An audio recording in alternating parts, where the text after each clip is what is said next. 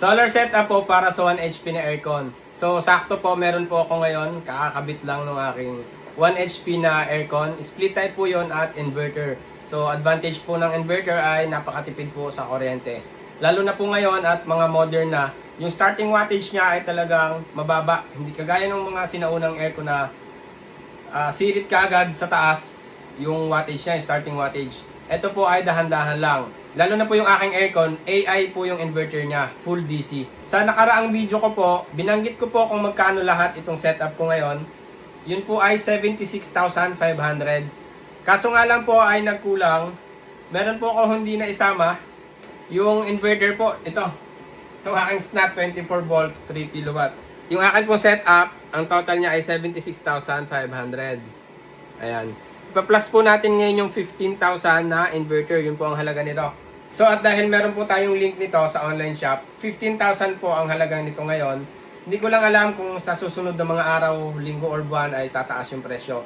So pwede nyo pong i-save na kagad, i-add to cart nyo na para may nakaabang na kayo kung sakaling may pambayad na kayo or may pambili na kayo nito. 15,000 po yung huling price na nakita ko. So ayan po, 76,500 plus 15,000. 91,500. So bakit po tayo napunta sa usapin na ito? Dito sa aking setup na 91,500 yung halaga.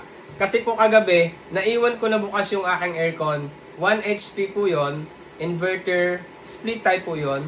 At meron pong kasabay na ref, may isang electric fan, may isang ilaw para do sa aking garahe, at saka isang wifi at 3 CCTV cameras. So yun po yung nakasaksak kagabi sa solar ko. Nakalimutan kong ilipat sa Ormeco yung supply, kaya naubos niya yung battery. Bali tumagal po lahat ng load na yon kasama yung aircon ng 7 hours. So ayun po, kaya dito tayo napunta sa setup ko. I-recommend ko na po itong setup ko na to para sa 1 HP dahil naranasan ko kagabi. So aksidenteng na testing ko na kaya nito ng 7 hours yung aircon, kasabay pa yung ref. Ayun po, saka yung iba, yung mga appliances na maliliit.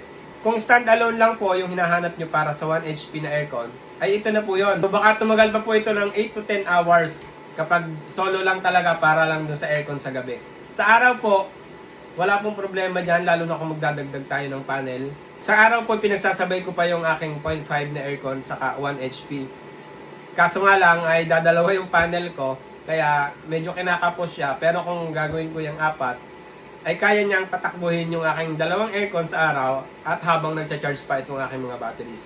Kung marunong po kayo, ayun yung magagastos nyo, nasa 91,500 pesos. Kung magpapa-install po kayo ay hindi ko po masasagot kasi mahirap din po ang mag-install. At kung marunong kayo, kasya na po ang 100,000 pababa para sa 1 HP na aircon. May sobra pa kasi nasubukan ko doon sa akin. Tapos yan po yung aking aircon na 1 HP, split type. Inverter po yan. Yan yung naiwan ko kagabi. Yan ay galing sa Ormeco. Ito yung abang ko. Yan, ito yung iniaabang ko. Para sa solar ko. Pag sa solar ko siya gustong gamitin. So bali hindi pa siya nakafix sa breaker kasi ganito na lang muna. Kasi yung inverter ko po ay 3 kilowatt lang. Pag nagsabay-sabay yung mga appliances kagaya nito. Tapos yung isang aircon, saka itong mga ito ay hindi kakayanin ng inverter. Kasi lalo na ito, 1.2 watts ito. Ito ay 1.7 watts. Ito ay 900 watts. So yun po yung dahilan kung bakit hindi pa fix yung mga saksakan ko sa solar. May mga nakabukod pa rin. Pag nag 6 kilowatt ako buong bahay na yon, magdadagdag na lang ako ng panels at saka batteries. Yun. So kung gusto nyo naman na isabay yung ref, sakto-sakto rin, ito, dadagdagan nyo lang ng 2 battery.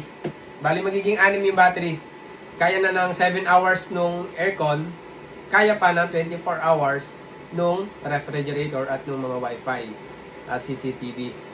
Saka ilaw nga dun sa aking garahe. So, palagay ko po ay kasya. Abuti ng 120,000. Ayun. At yung mga materialis po na ginamit ko dito ay pinaliwanag ko na doon sa nakaraang vlog ko. So ayun na po yung sagot para sa mga nagtatanong dun sa ano ba yung solar setup para sa 1 HP na aircon. Sana po ay may natutunan kayo dito sa aking vlog na mabilisan. Pasensya na po kasi hindi ako nagre-ready. On the spot po palagi ako mag-video. So ayun po, kung may natutunan man po kayo ay pwede po bang pakishare para malaman din naman po ng iba. Maraming salamat po.